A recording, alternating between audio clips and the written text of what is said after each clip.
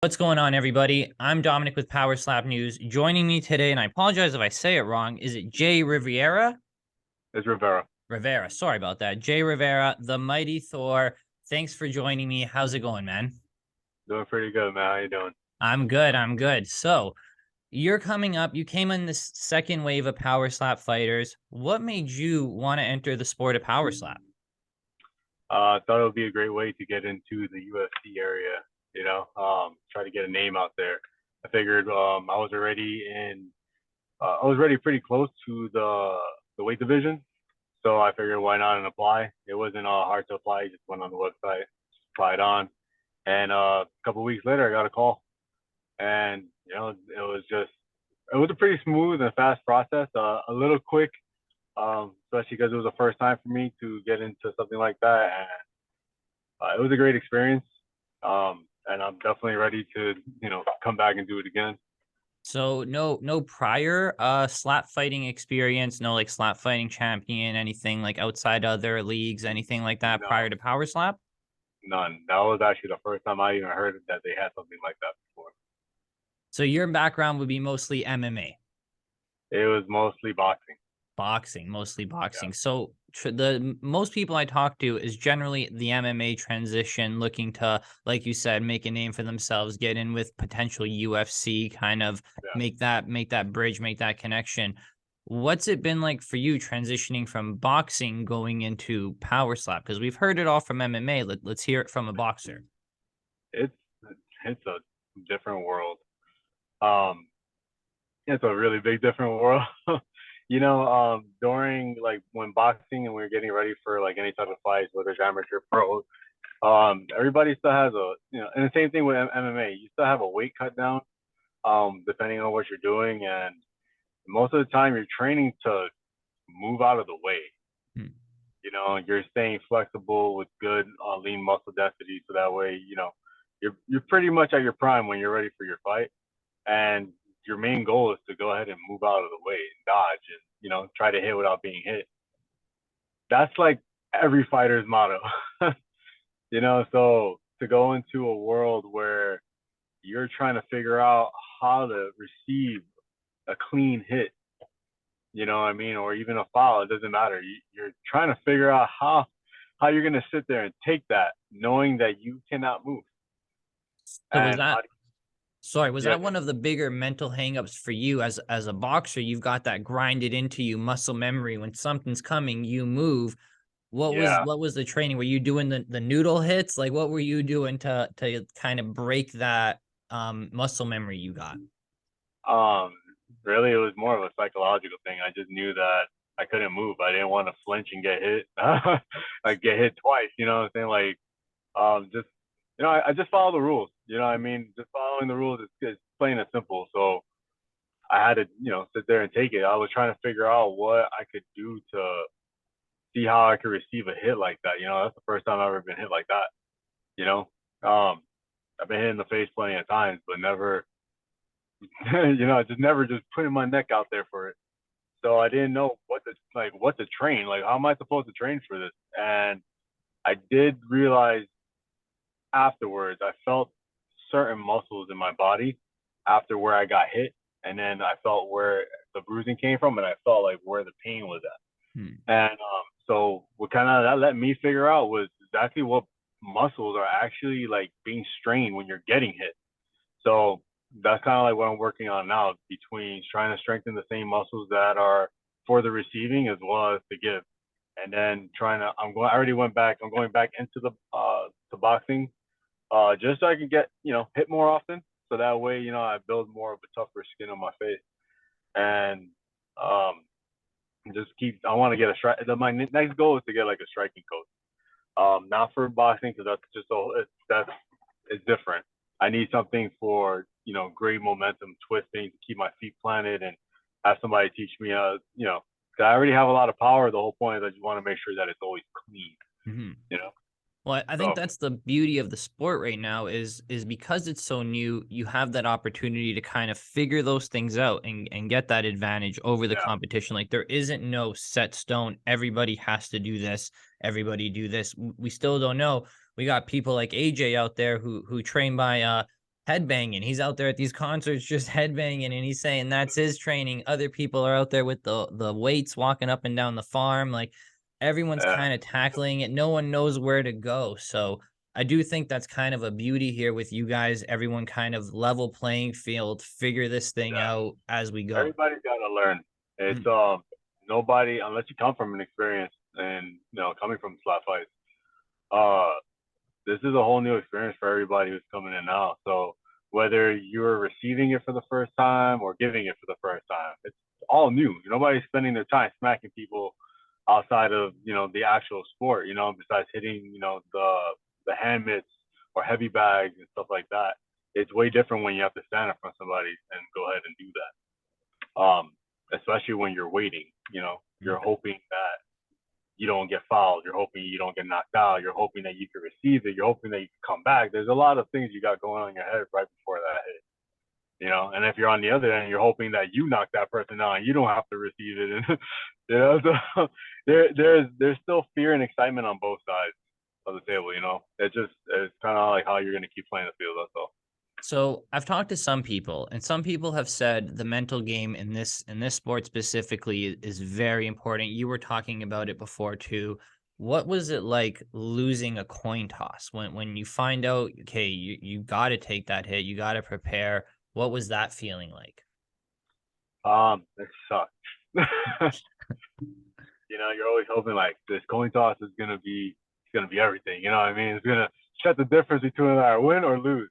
Because at the end of the day, there's a high chance you still get knocked out. It's not like if you watch the show, it doesn't matter the size of the person. It's all about where you're hitting that person at, that momentum. You know what I mean? So I've seen different people get knocked out, all different sizes. It doesn't, you know what I mean? So it's like that coin toss really that comes into play. You know what I mean? Because imagine if both sides have the same type of striking force.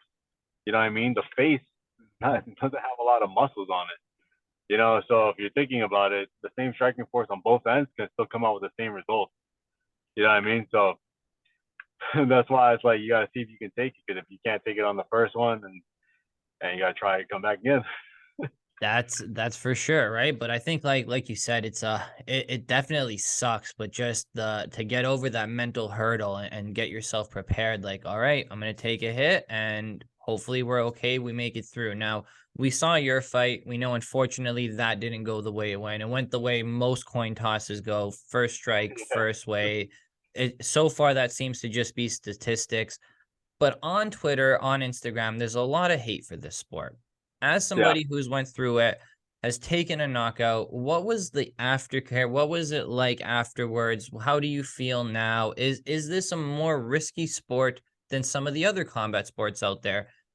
Straight from somebody who's now lived it. Um, you know, Playing different sports all my life, football. I've played. I did boxing. Now coming into this, it's like anything that you do that has some type of contact has a consequence. It does not matter what it is. Your job is the reality is to, of course, as a regular fighter, your job is to try to reduce as much damage as possible while you're fighting. And this sport, it's it's a little bit different.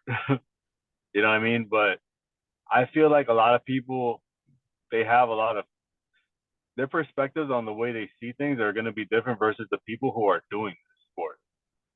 They're here, they're fighting, they're getting hit on a regular basis over and over and over again. People don't understand that even though they may not like the sport, it's something that some people actually need as an opportunity to do something more with themselves because an opportunity for people in their older age can't do stuff anymore. You can't get into fighting and at a younger age anymore. Like like I came into the sport right after watching season one and realizing that nobody else is training.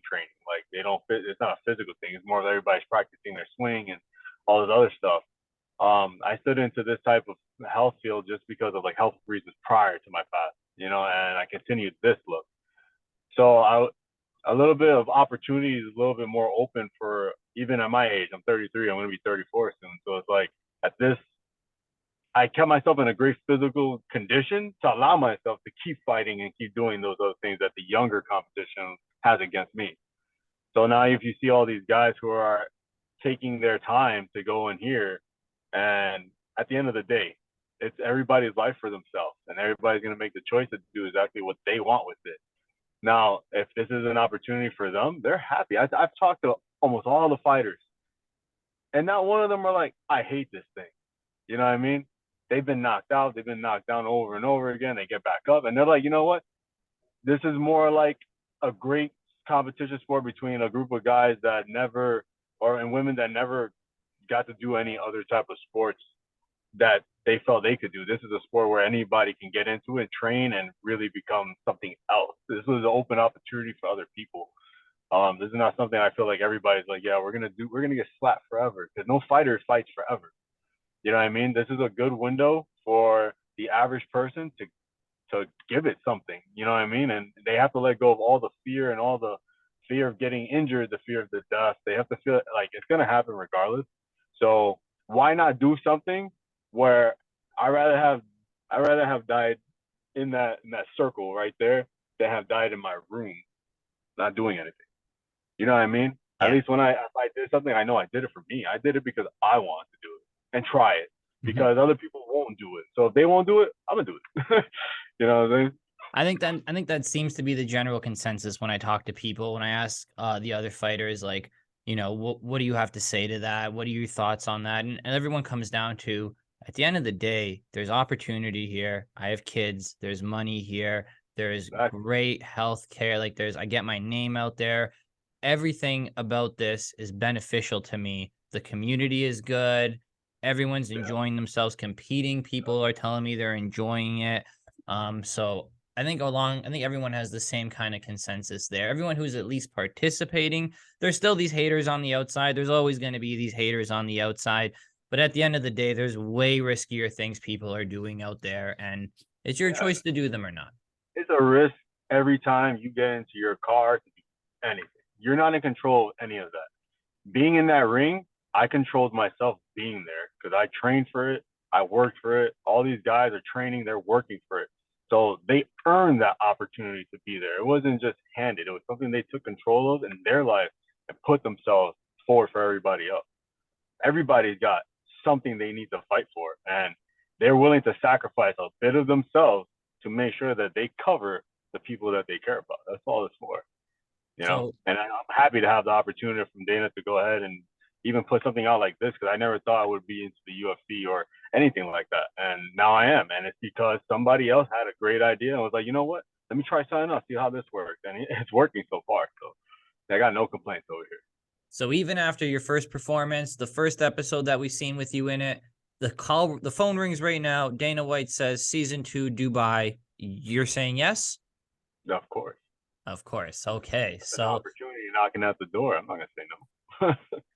I do think a lot of people want to see you come back. We didn't really get to see much of you, unfortunately. That, like we talked about, the coin toss, she really dictates the fight in this. Was that something you would change coming into the sport? Do you think there's a better way to do that? Like arm wrestle? Like what do you think? Anything, any thoughts on the coin toss? uh, no, not really. To be honest, I feel like the coin toss is actually pretty fair. Hmm. It's gonna be a little bit harder to figure out who's gonna be going first on. You know, even if like small competition arm wrestling, like, well, that just goes based off of who's stronger at that point. You know what I mean? Like, then it's still kind of unfair. It's an unfair advantage. The coin toss is a fair advantage. It's 50-50 either side. Both opportunities are open to both sides of the table, because both results are open to both sides of the table, Mhm. whether it's winning or losing. And it could happen on the first swing, it could happen the second or the third for either side, you know? So it's like, about as fair as it gets. You know what I mean? I guess so, right? I just thought maybe there may be something everyone else kind of feels a little bit way. A rock, paper, scissors, give the control back to the fighter, but 50-50, that's a fair shot. Besides Yeah. looking for a striking coach, anything else that you're going to be doing differently to train for power slap specifically? Is it more endurance? Are you going to be sitting there meditating for the mental game? What are we doing? I I did change my approach on how I was training originally. I trained I mean prior to this, because of my short period of time, it was very small. I had a very small window when I got selected. So I was bodybuilding. So in bodybuilding, the flexibility is a little bit different. We kind of lose some of that as we're, expanding in size. So it was a little bit of I had to do a really fast switch and cut down a lot. So now that I've had the opportunity to come back home and recover, I ended up putting on more. That's how I say, like, I'm more closer to the weight without having to feel any of the fatigue. Mm. So now I've I'm maximizing my amount of size and protection around my neck muscles and my back, and just everything incorporating that's going to be using and receiving hits. So it's changed because it was a quick drop. So your body goes through a shock. I'm now going through shock right now. I'm literally ready right now. They call me, I can step in tomorrow and be fine, like that. So I had to change it up a little bit. I had to prepare for I had to prepare more for a fight. So that's what I'm preparing my body for now, more for fighting. I'm not preparing it for bodybuilding anymore. Now that I have this opportunity, I'm going back to training like a fighter. Super flexibility, hard hitting, overdeveloped muscles near near the protection of my head. So that's basically it for now. Interesting. And I think I feel I have enough time, so it's gonna be nice when I get back over there. It's gonna be a whole different.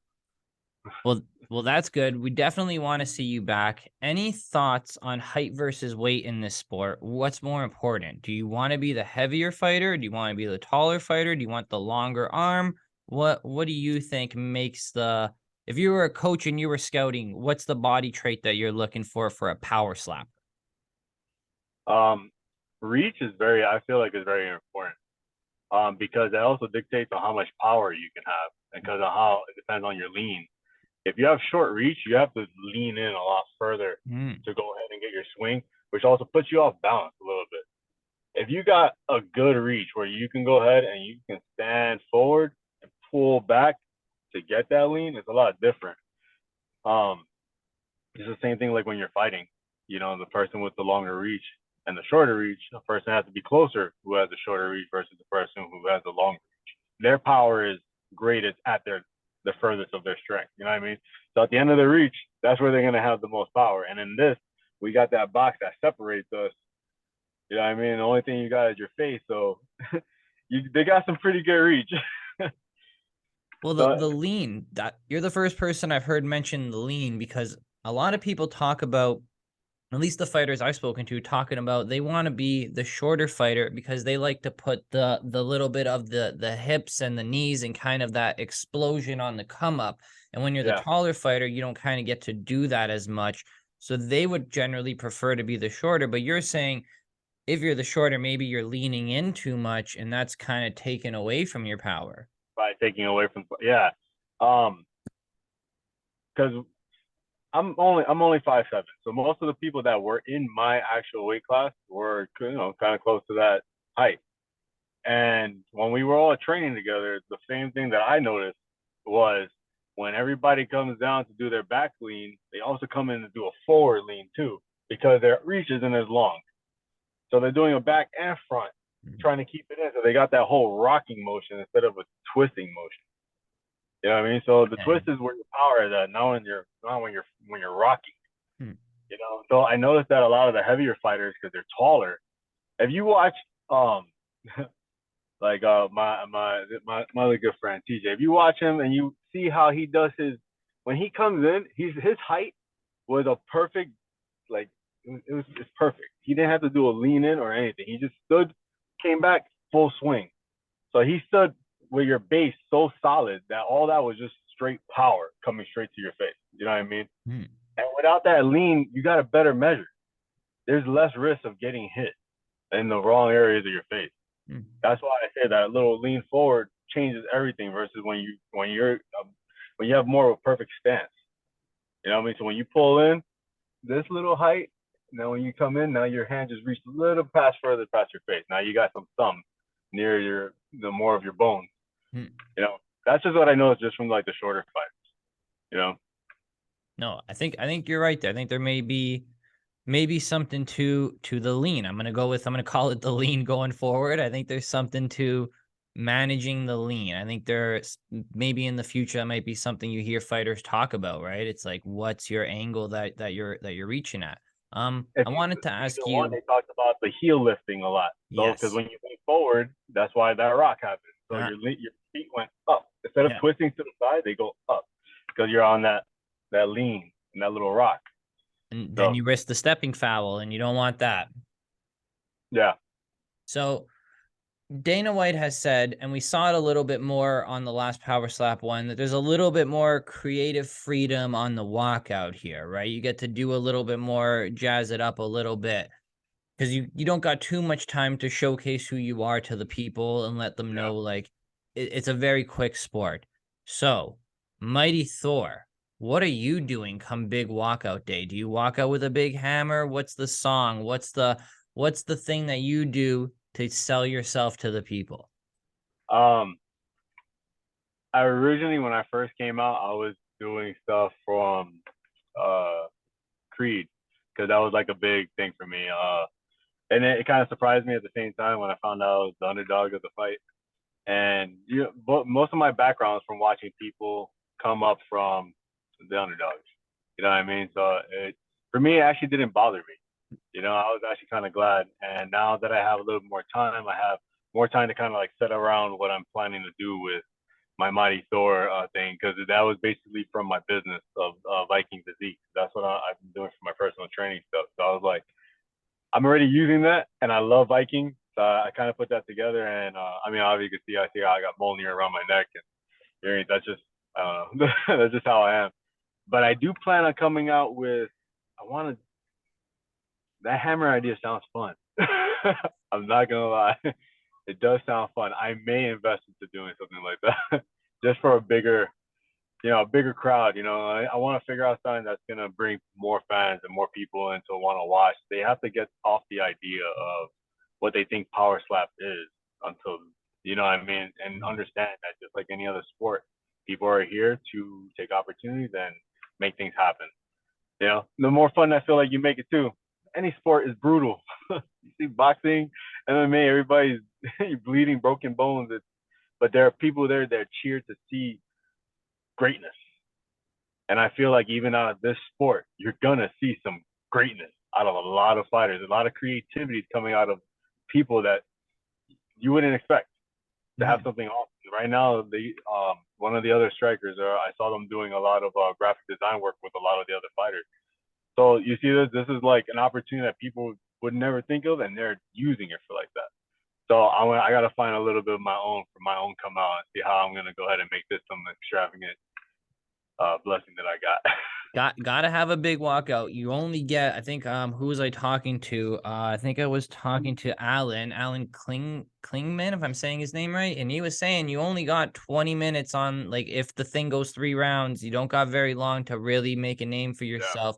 And the few people that have really gone viral in the sport are those like couple moments, right? The slap yeah, Jesus charging the hand, yeah, the John Kennedy, you ain't got shit. The Duan, stay down, right? There's very few moments, right? We've had Turpin on the last one. Those guys were giving each other the finger at the at the announcement there. Like those are the few moments that stand out in this sport.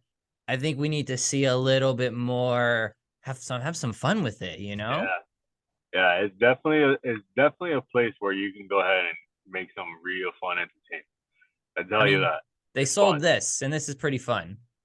Oh, that's a slap head. I like that. Dude, that's fun. They got them at the Apex, so it was pretty fun. They're pretty fun. So That's they're cool. definitely having more fun with it. I don't want to Yeah, take up too much of your time. I do appreciate you talking to me. Before we let you go, on the topic of merch, anything like that, do you got anything of that going on? Where can the people find you? Anything you want to plug, sponsor, personal business, anything like that? Go ahead. I do. I'm actually in the middle of creating my own, kind of my own clothing line, and I want to go ahead and kind of like use my name, the Mighty Thor, start putting it onto some shirts, and try to push this because everybody's got to do this. Every striker, everybody's got to do this. They got to push themselves and make some merch and push this sport because this is. I feel like if we all stay committed, we can really make this really big. So you can find me on Instagram at makua.fit. That's where I'm gonna go ahead and start posting my business. It should come out. I should have the link open there in the next 2 to 3 weeks, and that way you can go ahead and see my clothing line and see the clothes, and people can have some fun and see what I got going on. Well, excuse me, I'll make sure to link you up after this. We'll post all that stuff in the description below, so we'll make sure people can find you. When the store goes live, you hit us up and we'll put out a blast across our platform, and we want to help you guys get your name out there. I know Static, AJ Static, he's got a shirt line that he's doing as well. And like you said, there's other people in the community doing graphic design. I really hope you guys connect and really do push and make this thing, and yeah, get some merch out there. Let us know. We'll help you guys plug it along. I appreciate that. Thank you so much. I appreciate you for giving us the time. Thank you so much, Jay. We're gonna let you go. I appreciate you guys. Take care. Thank you. Have a great day.